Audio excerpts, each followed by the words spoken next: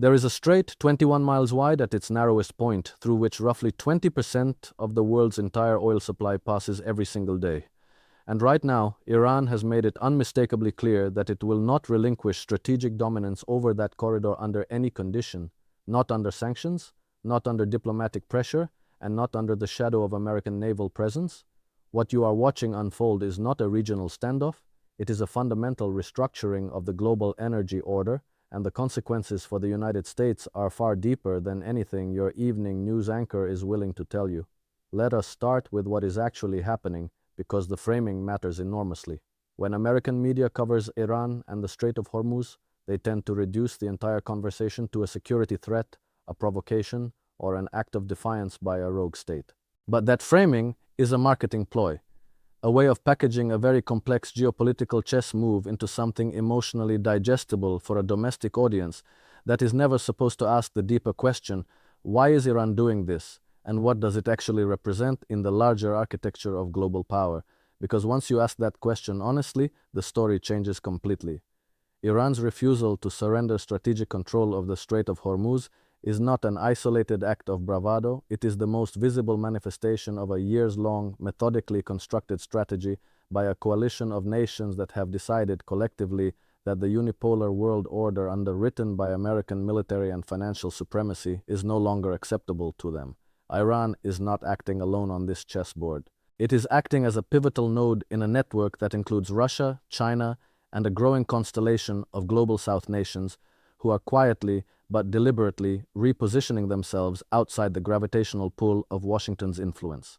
To understand why this matters so profoundly, we have to look at what the Strait of Hormuz actually represents in the architecture of global energy. It is the single most important choke point on the planet. Every day, somewhere between 17 and 21 million barrels of oil pass through that narrow body of water, originating from Saudi Arabia, the UAE, Kuwait, Iraq, and Iran itself. The moment that strait becomes contested, not even closed, just contested, the global energy market responds with panic. Insurance premiums spike, shipping routes are recalculated, oil futures surge, and the countries most exposed to that kind of disruption are not Russia and China, who have alternative energy corridors and domestic production buffers. The countries most exposed are the United States, its European allies, and the fragile economies of the developing world that are already struggling under the weight of dollar-denominated debt. Iran understands this asymmetry with absolute clarity, and that understanding is precisely why the strait has become Iran's most powerful negotiating instrument. Now here is the critical realization I want you to hold in the back of your mind as we go deeper into this analysis, because I will return to it and fully unpack it in the final portion of this conversation.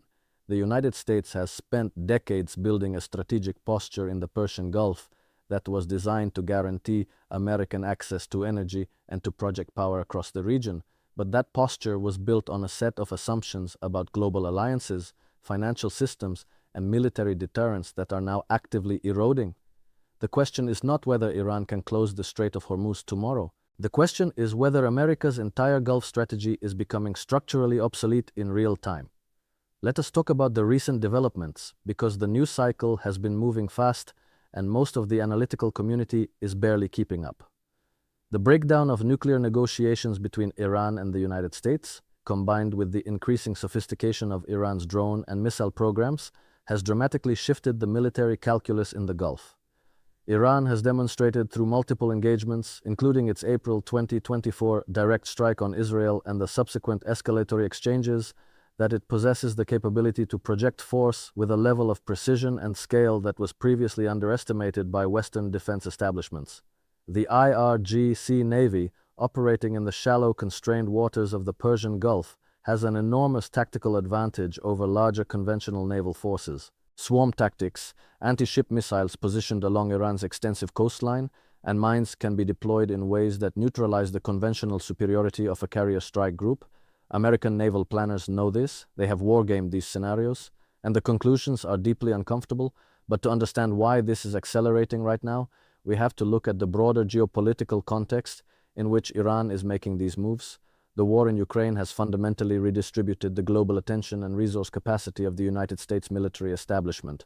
The commitment to arming Ukraine, maintaining NATO cohesion, and managing the political fallout of a prolonged European conflict has stretched American strategic bandwidth in ways that adversaries have noticed and are actively exploiting. At the same time, the gradual de-dollarization movement, while not yet reaching the threshold of a systemic dollar collapse, has introduced genuine uncertainty into the mechanisms through which American global power is financed and projected.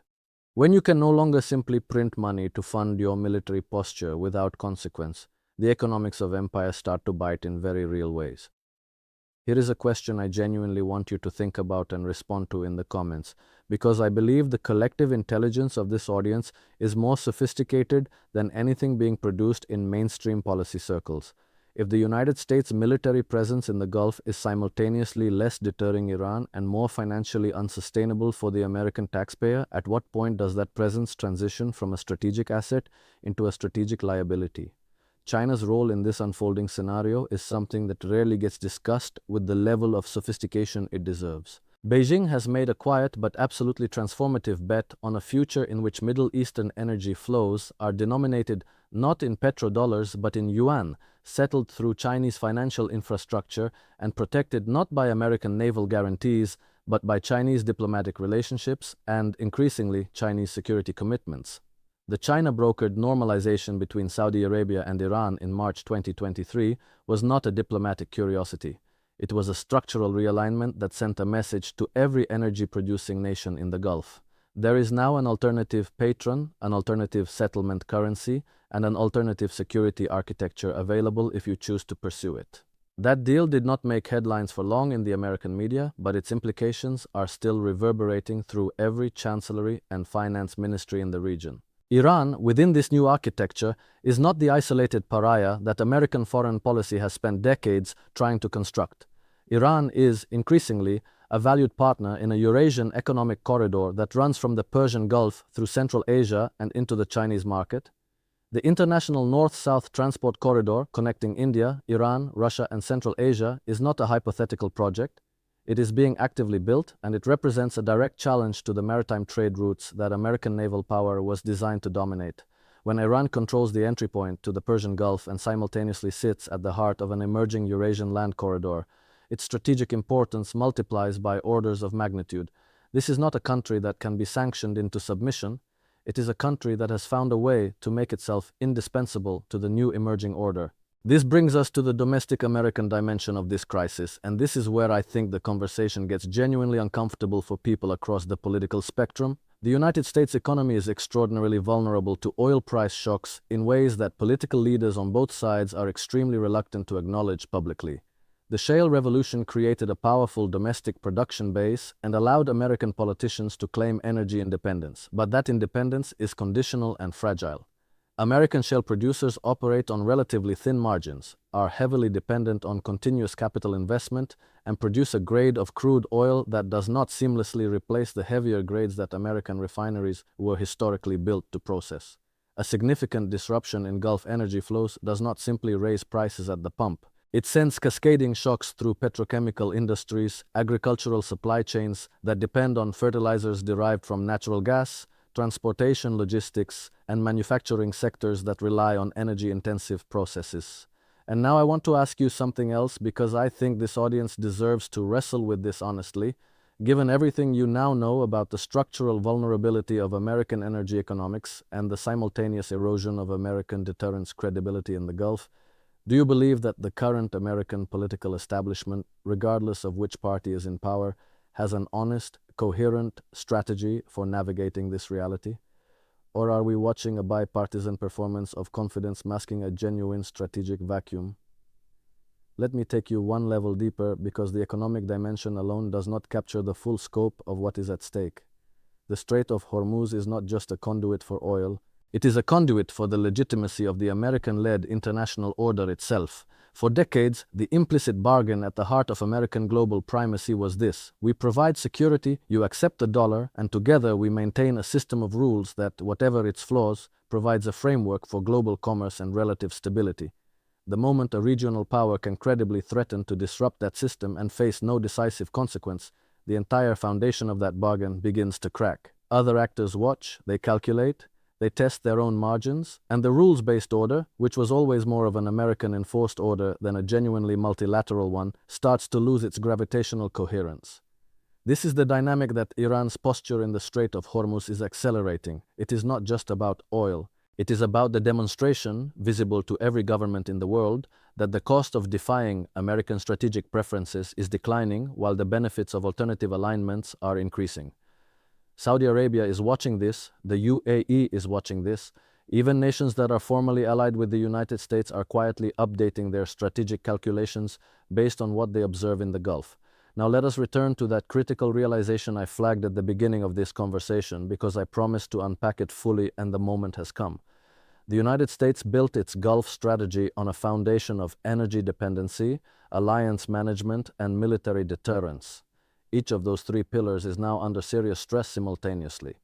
Energy dependency is shifting as Asian economies, not American ones, become the primary consumers of Gulf oil, fundamentally altering whose strategic interests the region's energy flows actually serve. Alliance management is fracturing as Gulf monarchies pursue multi-alignment strategies, hedging between Washington and Beijing rather than choosing sides, and military deterrence is degrading as adversarial capabilities evolve faster than American doctrine and procurement cycles can adapt. The uncomfortable truth that the American strategic establishment has not yet fully absorbed is that the Strait of Hormuz problem cannot be solved militarily without triggering a regional conflagration whose economic consequences would be more damaging to the United States than the disruption it is meant to prevent.